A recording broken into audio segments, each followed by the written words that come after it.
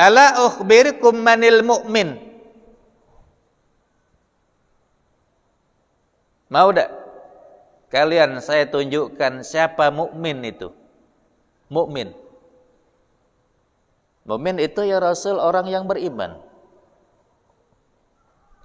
Mukmin itu orang yang beriman kepada Allah, beriman kepada para malaikat, beriman kepada kita, beriman kepada para rasul, beriman kepada hari kiamat, beriman kepada qada dan qadar yang baik dan yang buruk yang datang daripada Allah.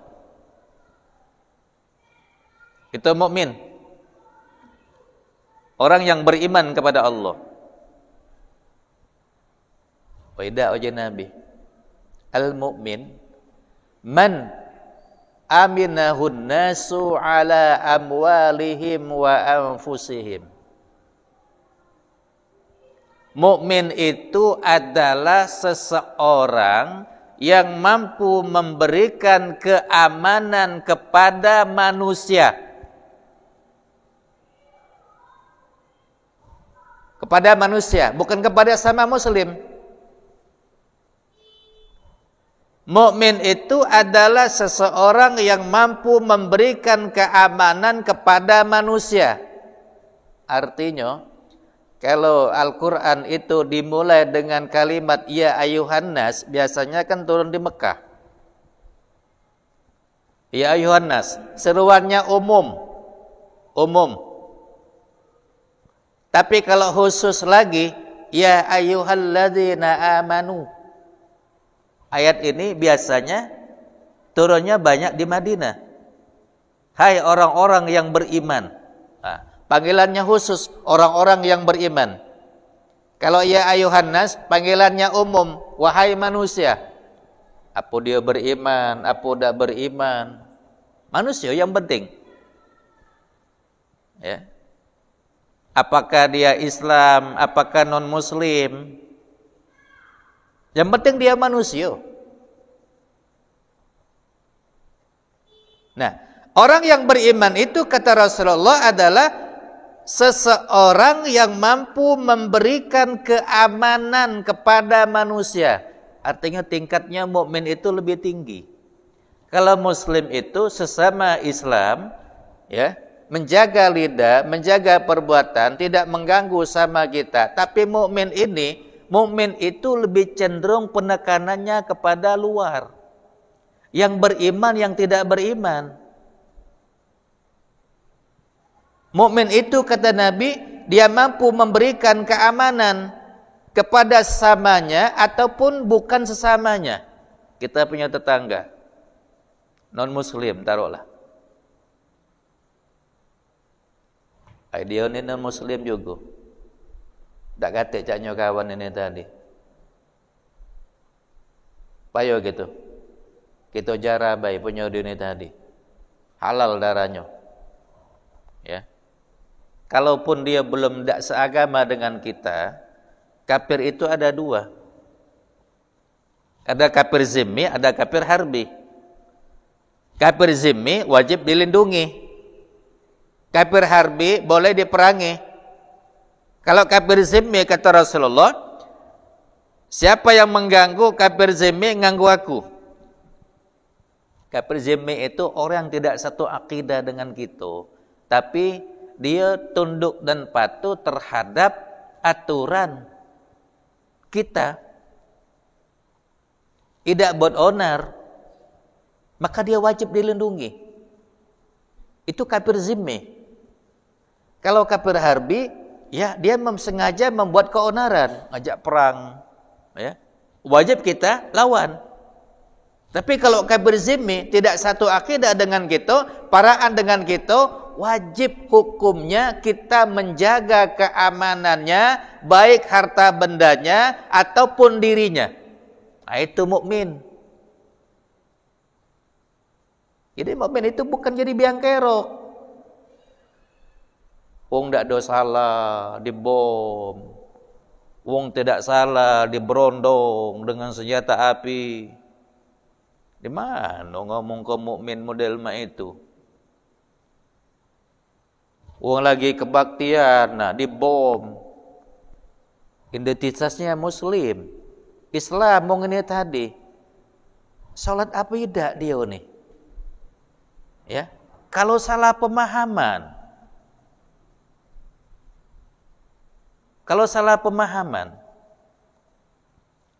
membunuh orang yang tidak berdosa saja, satu orang yang kita bunuh tidak berdosa, kata Rasulullah, sama baik dengan membunuh seluruh manusia.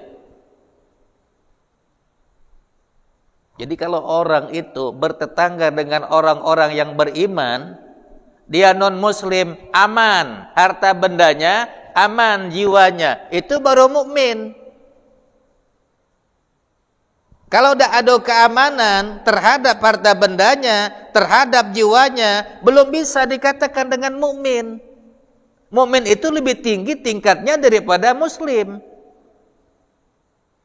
Jadi aspek muslim ini kepada sesama kita, aspek mukmin ini ternyata kepada orang yang berada di luar kita, sifatnya umum. Man aminahun nas. Nabi menyebutkannya an-nas, manusia. Waktu Nabi kan datang ke Madinah, di sana kan banyak orang Yahudi. Beliau hidup bersama dengan orang Yahudi, tidak bermusuhan. Kalau beliau masak, ya dibanyakin kuahnya tadi, diantar kepada tetangganya, walaupun dia non-muslim. Hubungan muamalahnya bagus.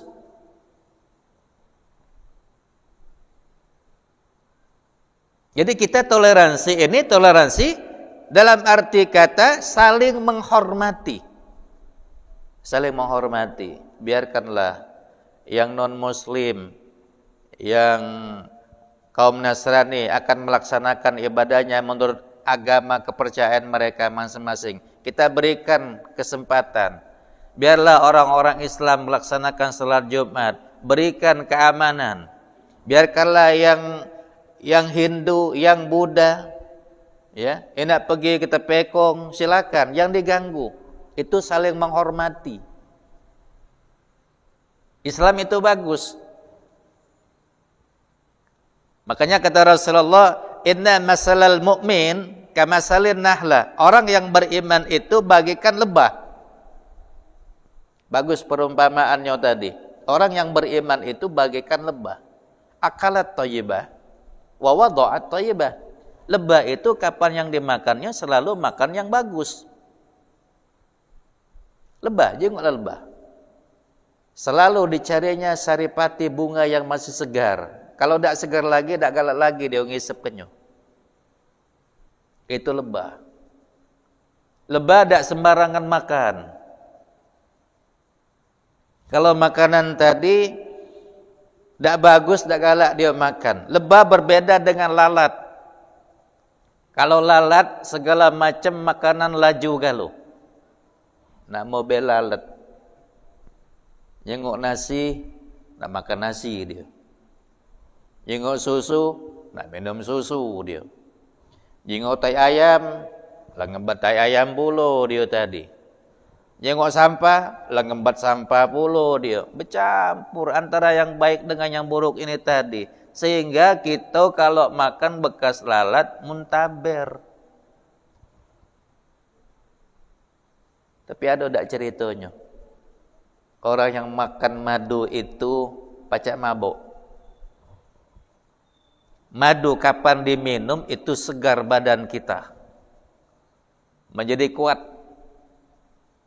Ya. Kenapa? Karena yang dimakannya tadi yang bagus sehingga yang dikeluarkannya bagus. Itu lebah. Orang yang beriman itu kata Nabi bagaikan lebah.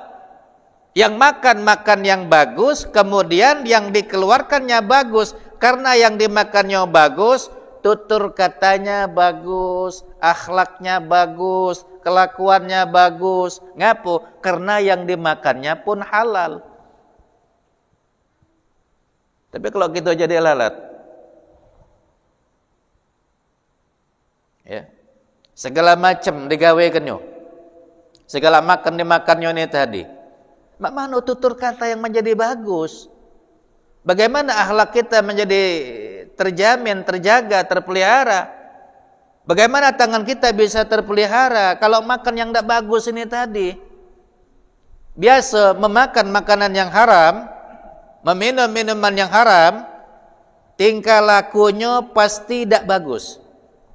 Belum ada rumusnya orang makan-makan yang haram, minum minuman haram, rajin tahajudnya. Belum pernah. Belum ada rumusannya. Aku belum ketemu. Kebobrokan akhlak kita, jangan dalam kehidupan kita sehari-hari. Kalau selalu diberi makan yang tidak bagus, selalu beri makan yang haram, minuman yang haram, yang dipakai yang haram, usaha yang haram, seluruhnya haram galau. Ada orang berdoa kan di hadapan Ka'bah, berurai banyu matonyo, ngusap dinding Ka'bah ni tadi. Nabi sampai lewat. Uji Nabi, mana doa kau nak dikabulkan oleh Allah? Mat'amahu haramun, yang kau makan haram. Masyrabahu haramun, yang kau minum haram. Malbasahu haramun, yang kau pakai haram. Yang kau usaha haram, modalnya juga haram. Seluruhnya haram. Mana doa kau bakal dikabulkan oleh Allah Subhanahu wa taala? Yang masuk ke dalam tubuhmu itu segala hal yang diharamkan oleh Allah. Mukmin bagus, Rasulullah memberikan perumpamaan. Karena yang dimakannya bagus, lalu keluar yang bagus. Yang diminumnya saripati bunga yang masih segar, keluarnya madu. Diminum jadi obat. Segar badan gitu. Ya ada yang keracun. Tak hati. Minum madu itu diracun. Tak hati. Yang di madu keracunan banyak. Dan jadi itu. Ya. Kalau minum madu tak ketik masalah. Tapi kalau di madu galak minum racun.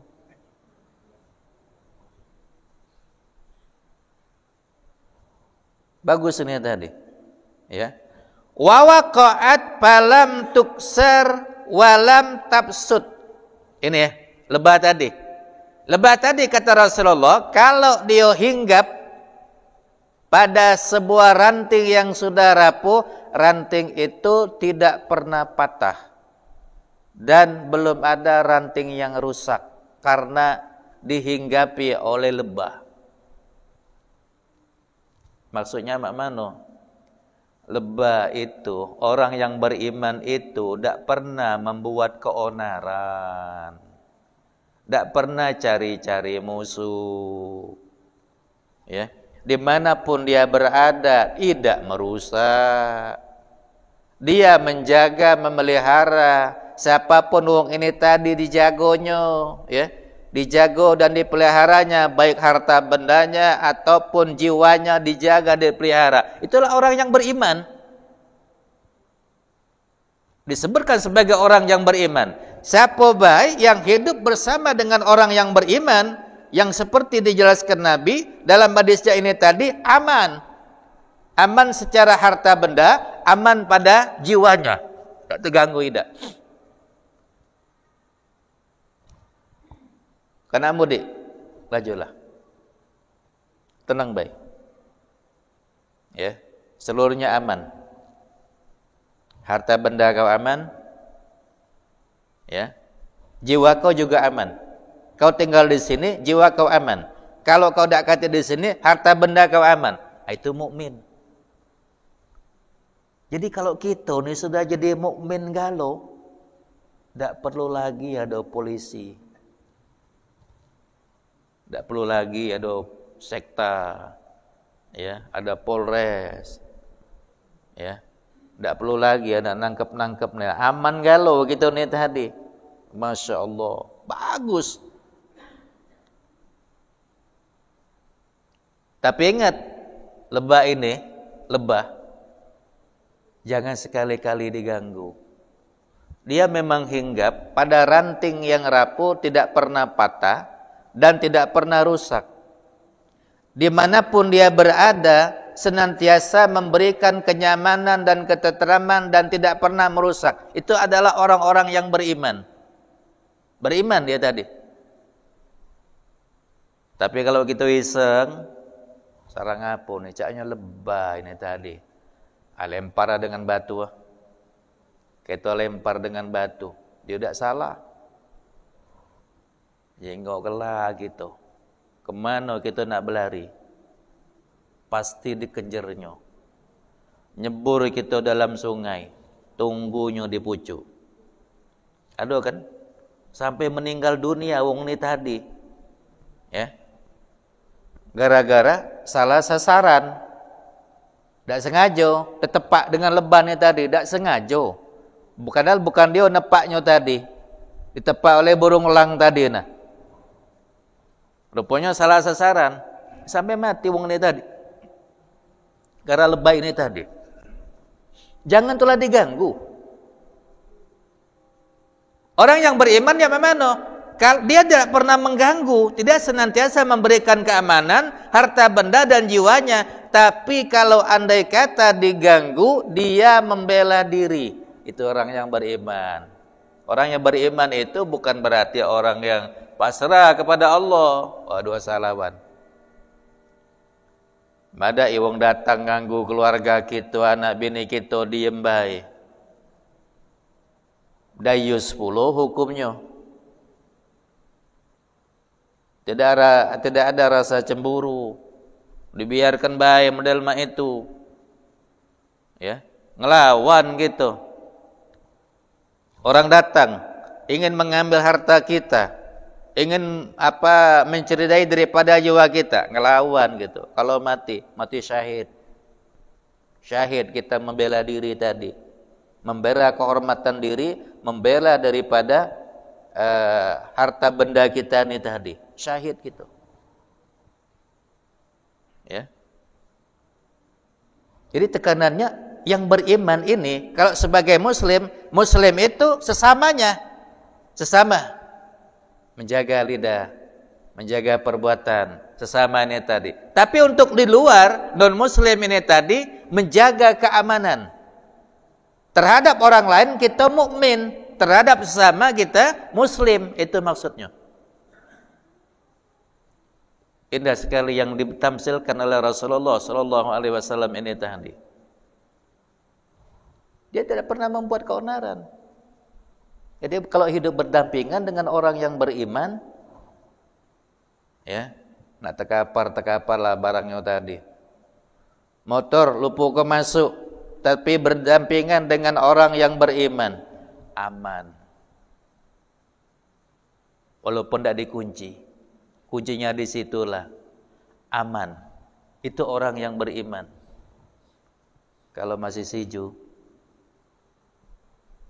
sisip dikit laju, ya, mukmin bukan, muslim bukan, nak disebut apa? Bukan dikatakan sebagai muslim, bukan dikatakan sebagai mukmin, nak dikata omong ke kafir marah gitu. Wih aku ni Islam, KTP-nya, aku ni masih Islam. Nah di sini tadi, jadi dua hal ini tadi yang perlu kita tekankan. Kalau merasa kita mengaku sebagai seorang muslim dan mengaku kita sebagai seorang mukmin, itulah sesamanya baik-baik. Di luarnya dengan tidak sesama kita sama muslim saling menjaga keamanan. Jadi mukmin itu memberikan keamanan kepada manusia terhadap harta benda ataupun terhadap kehormatan dirinya dan harta bendanya, mampu kita menjagakannya. Ana mukmin, saya mukmin. Ana mukminah, saya mukminah. Kalau betinonyo, santai baik kamu pokoknya. Harta benda kamu aman, jiwa kamu tetap aman apabila berdampingan dengan kami sebagai seorang mukmin. Ya, kalau tidak, ini tadi tidak merasa mendapatkan keamanan terhadap harta benda dan jiwanya ini tadi, belum bisa kita sampai dikatakan dengan mukmin ini tadi. Jadi sini tadi, ya, sebagai seorang muslim dan sebagai seorang